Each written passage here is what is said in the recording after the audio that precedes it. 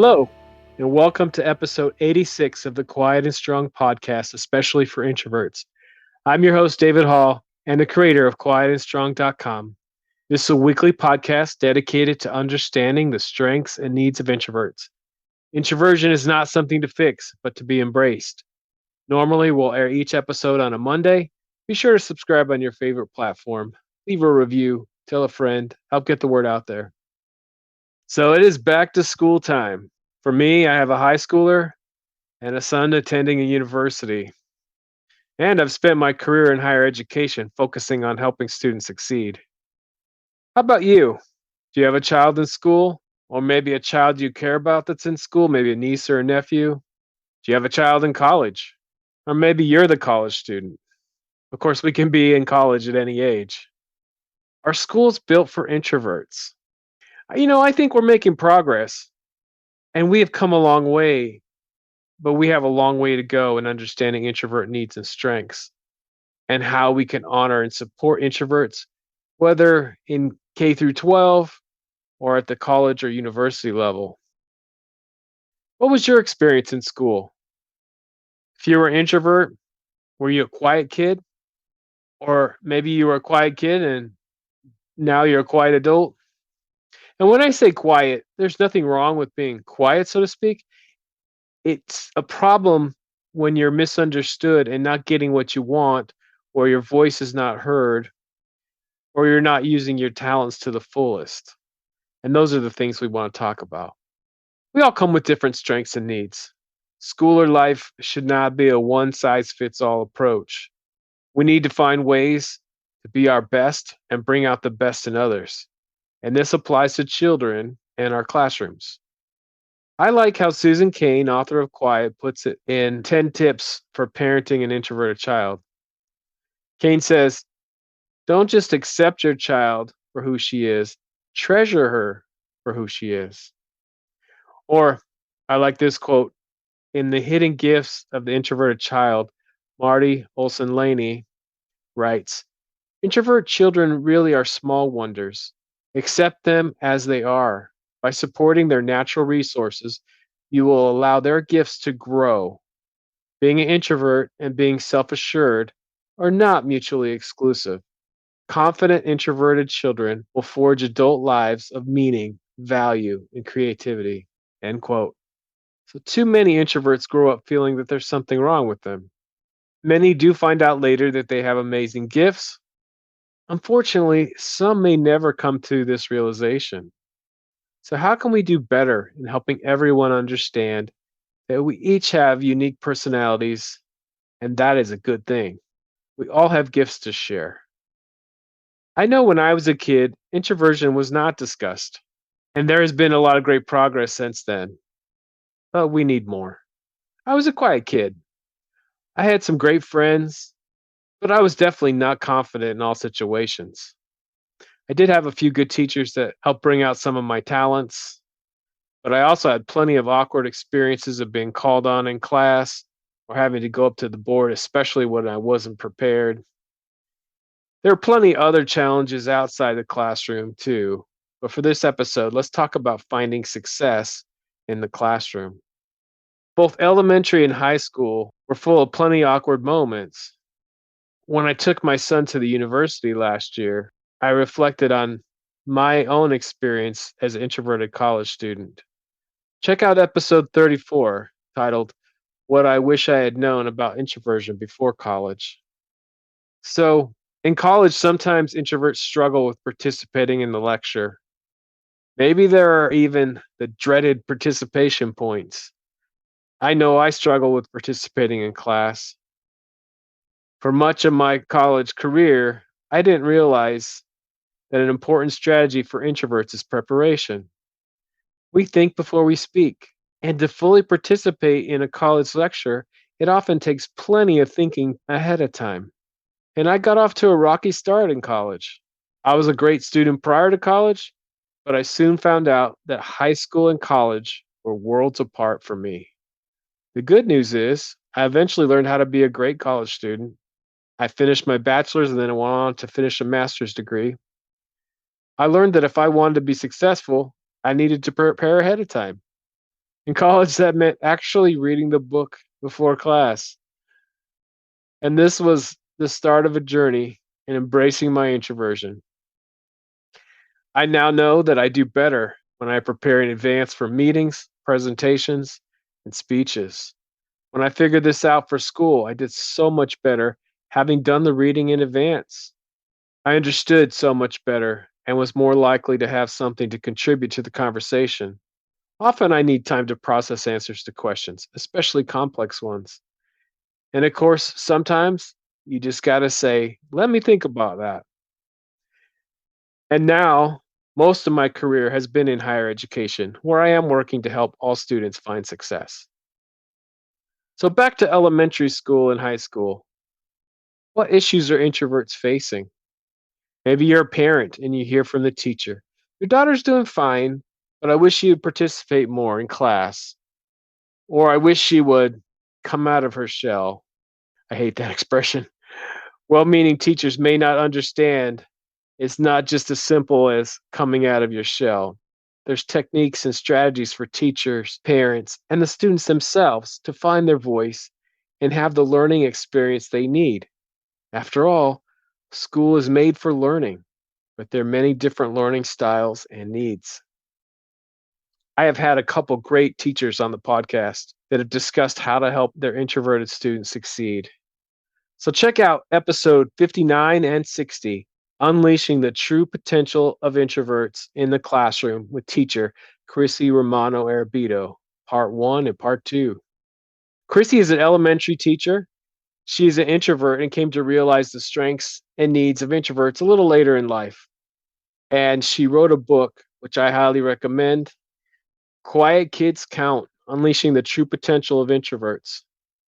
In the episode, she shares her tips and strategies that will help educators create more inclusive classrooms, foster creativity amongst introvert students, and help quiet kids reach their true potential, all the while doing the same for extroverts. This episode was packed with so much great information, but here are just a couple highlights. I was very impressed how Chrissy talked about connection with each and every student. For her, the first 3 weeks of class, she focused on her relationships with her students. She said that she often gets flack for this. You know, you should be focused on learning. But for her, this really helps set the stage for all students to learn and learn from the teacher that they have a great relationship with. And then I like this one. Amongst many strategies she shared, one was that for some conversations or discussions, she gives students a couple of participation chips. This way, to participate, the student has to have a chip. And this prevents some students from dominating and allows everyone a chance to participate. She also said that sometimes she might sneak an extra chip in for an introvert. I had to laugh and think about the many meetings I've been in where I wish some people were limited with some chips. If you want to hear more about the great work and book that Chrissy Romano Arabito wrote, check out this episode. Also, check out episode 71, Having All Voices Heard in the Classroom and Beyond, with educator Stacy Roshan. Stacy taught high school math and is a keynote speaker and educational consultant.